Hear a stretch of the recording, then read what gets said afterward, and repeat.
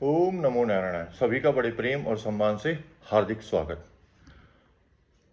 आपको आपको क्या, प्रत्येक व्यक्ति को, हर व्यक्ति के लिए 4 प्रकार के दौर से गुजरना ही पड़ता है। सबसे पहला जो है वो है उपहास।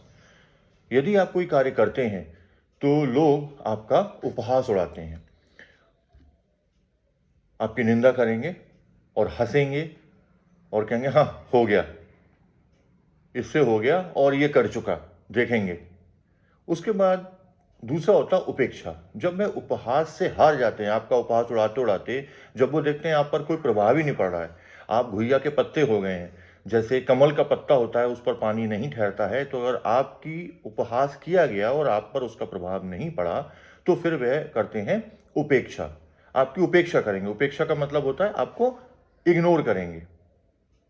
आप कहीं जा रहे होंगे, आपको इग्नोर कर देंगे, आपको व्हाट्सएप पे ब्लॉक कर देंगे, आपको किसी भी प्रकार से जैसा उनका मन या जैसे उनकी परवरिश उनके माता पिता ने दी है उस प्रकार से वे आपकी उपेक्षा करते रहेंगे, लोगों में जाकर के निंदा करते रहेंगे।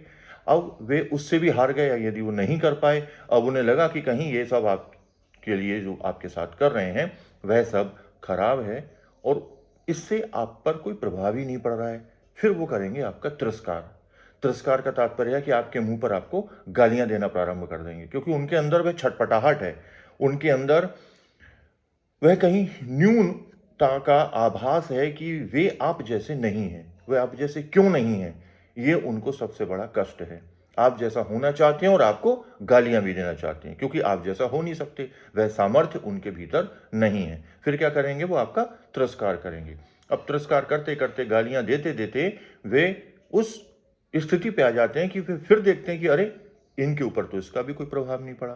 फिर वह आपका दमन करेंगे। दमन करेंगे मतलब आपके सामने 8-10 लोगों को लेकर के आएंगे और प्रयास करेंगे कि आपको जान से ही मार दें। प्रयास करेंगे कि किस प्रकार से आपकी हानि हो सके। प्रयास करेंगे कि वे आपको रोक दें और आप कोई भी कार्य जो आपने प्रण लिया था, जब वे उपहास कर रहे थे तब से अब तक वे उस कार्य को रोक नहीं पाए, सफल नहीं हो पाए, तो वे आपके पीछे इस प्रकार से पड़ेंगे कि आपको झूठे मुकदमे में फंसा देंगे, आपको किसी प्रकार से भी जान से मारने का प्रयास करेंगे।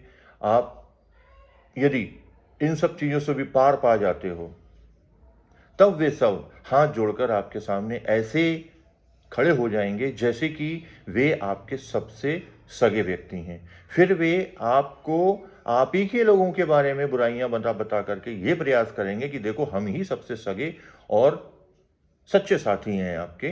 तो हर व्यक्ति के पास, हर व्यक्ति के जीवन में ऐसे लोग होते हैं, ऐसे लोग आसपास विद्यमान रहते हैं और इन लोगों से हम सभी को सावधान रहना है। यदि आपको किसी भी विशेष नए कार्य पर प्रगति की ओर बढ़ना है तो निश्चित रूप से ये 4 दौर आपको आएंगे ही आएंगे, गुजरना ही पड़ेगा। आपका उपहास भी होगा, आपकी उपेक्षा भी होगी, आपका तिरस्कार भी होगा और अंततः आपका दमन करने का प्रयास भी किया जाएगा। सावधान रहें, सचेत रहें और सच्चे मित्रों का साथ रखें, चाहे वो आपके शहर में हो, चाहे दूसरे शहर में, चाहे इस देश में हो, चाहे विदेश में। सच्चों का साथ से ही व्यक्ति का विकास संभव है। ओम नमो नारायणाय।